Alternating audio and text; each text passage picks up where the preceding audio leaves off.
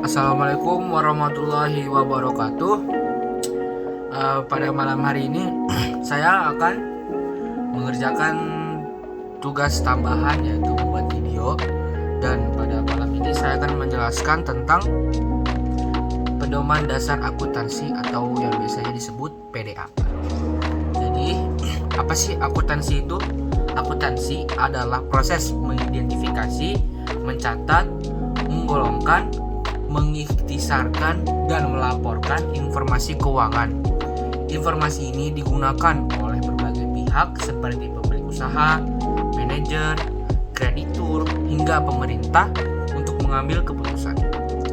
Akuntansi sering dikenal sebagai bahasa bisnis karena informasi yang digunakan dan dihasilkan menjadi dasar untuk memahami kondisi suatu perusahaan. Nah, sebelum kita masuki setelah kita tadi menjelaskan apa itu akuntansi, kita wajib mengetahui apa tujuan dari akuntansi. Secara umum, tujuan akuntansi itu adalah 1. Memberikan informasi keuangan yang relevan dan dapat dipercaya. 2. Menjadi dasar pengambilan keputusan bagi pemilik, investor, dan manajer. Yang ketiga itu ada mengukur kinerja perusahaan, apakah mengalami laba atau rugi. Terus yang keempat ada menjadi alat pertanggungjawaban kepada pihak internal maupun eksternal. Dengan demikian, akuntansi tidak hanya sekedar mencatat, tetapi juga memastikan bahwa laporan keuangan dapat digunakan secara efektif. Yang ketiga ada pedoman dan prinsip dasar akuntansi. Dalam dunia akuntansi terdapat seperangkat aturan yang disebut prinsip dasar akuntansi atau PDA. Prinsip-prinsip ini digunakan untuk memastikan bahwa pencatatan dilakukan secara konsisten, objektif, dan dapat dipahami semua pihak. Ya, kita akan bahas semua prinsip dasar akuntansi. Prinsip entitas ekonomi atau economic entity. Prinsip ini menyatakan bahwa keuangan pemilik harus dipisahkan dari keuangan perusahaan. Contohnya, uang pribadi pemilik tidak boleh campur dengan laporan keuangan milik perusahaan. Ini penting agar laporan keuangan mencerminkan kondisi bisnis secara akurat. Yang kedua, ada prinsip biaya historis atau historical cost. Aset dicatat berdasarkan harga perolehan, bukan berdasarkan harga pasar saat ini. Misalnya, perusahaan membeli mesin seharga 50 juta rupiah, maka nilai tetap dicatat 50 juta meski harga mesin di pasaran berubah. Yang ketiga, ada prinsip kelangsungan usaha atau going concern. Perusahaan dianggap akan terus beroperasi dalam jangka panjang kecuali ada bukti kuat bahwa perusahaan akan bangkrut. Prinsip ini penting agar perusahaan dapat menilai aset dan kewajiban secara logis dan tidak terburu-buru menjual aset perusahaan. Yang keempat, prinsip pengakuan pendapatan atau revenue recognition. Pendapatan diakui ketika barang atau jasa telah diberikan, bukan ketika uang diterima. Contohnya, jika perusahaan mengirim barang ke pelanggan hari ini, maka pendapatan diakui hari ini, walaupun pembayaran diterimanya minggu depan. Yang kelima ada prinsip kecocokan, matching principle. Biaya harus dicatat pada periode yang sama dengan pendapatan yang dihasilkan. Contohnya, jika perusahaan menghasilkan pendapatan dari penjualan barang bulan Januari, maka biaya pembelian barang tersebut harus dicatat pada Januari juga. Yang keenam ada prinsip konsistensi atau yang disebut biasanya istilah itu konsistensi. Metode akuntansi yang digunakan harus konsisten dari satu periode ke periode berikutnya agar laporan dapat dibandingkan. Jika ingin mengganti metode, harus ada penjelasan yang kuat. Lalu yang ketujuh ada Yang ketujuh itu ada prinsip materialitas atau materiality.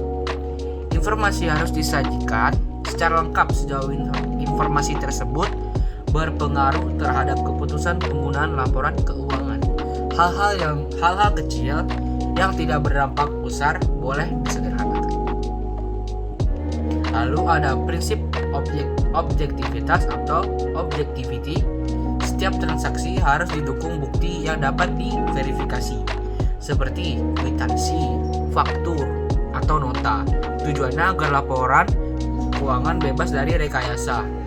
Lalu yang keempat, kita akan menjelaskan tentang siklus akuntansi atau accounting cycle. Pedoman dasar akuntansi tidak hanya meliputi prinsip, tetapi juga proses yang harus dilalui. Proses ini disebut siklus akuntansi yang terdiri dari beberapa langkah. Yang pertama ada identifikasi transaksi. Mencatat setiap aktivitas yang mempengaruhi keuangan, seperti pembelian barang, pembayaran gaji, atau penerimaan kas, atau juga bisa seperti membayar beban listrik, beban saluran telepon mungkin. Nah, sebelum kita masuk ke lebih tingkat lanjut, kita harus mengetahui bahwa harus ada sebab akibat dalam akuntansi, seperti kita membaca sesuatu atau kita menyetor sesuatu.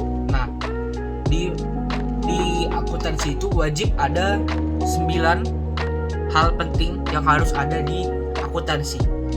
Saya sebutkan. Jadi itu ada rekening atau akun yang isinya itu adalah, ini debit dulu. Yang pertama ini debit, kas atau kita bisa sebut uang tunai atau cash, piutang usaha. Jadi piutang usaha itu orang lain minjem sesuatu ke kita, kemungkinan berupa uang, dan orang itu memiliki kewajiban untuk membayar barang atau uang tersebut kepada kita sebelum tenggat waktu. Lalu yang ketiga ada perlengkapan. Perlengkapan itu masa pakainya kurang dari 1 tahun. Lalu ada peralatan yang masa pakainya lebih lama. Peralatan ini dia masa pakainya 1 tahun lebih dari 1 tahun, bisa 2 tahun, 3 tahun, 4 tahun, 5 tahun, dan seterusnya. Lalu ada kendaraan. Kendaraan itu mencakup seperti motor, mobil, kapal, pesawat, dan lain-lain. Pesawat pribadi, maaf. Lalu ada mesin. Mesin itu seperti, saya berikan contoh, mesin seperti yang berskala besar seperti mesin roti gitu. Lalu ada gedung. Gedung itu bisa berupa ruko atau gedung yang lain. Lalu kita masuk ke kredit. Kredit itu ada di utang usaha, dia tuh maksudnya kredit. Kenapa kita masukin kredit? Karena dia mengurangi utang kredit itu utang usaha. Utang usaha itu orang yang meminjam. Jadi kita sebagai pemilik usaha, kita meminjam sesuatu, seperti kita meminjam uang ke bank sebanyak misalnya kita minjam uang ke 30 juta. Nah, uang 30 juta itu kita nggak boleh masukin ke kas. Karena kenapa? Karena kalau misalnya uang kas itu harus benar-benar milik kita, bukan sesuatu yang belum milik kita. Kecuali kita udah bayar utang, itu baru boleh masukin kas. Nah, jadi kalau misalnya kita dapat pinjaman itu kita masukinnya hanya masukin ke modal, kita nggak boleh masukin ke kas.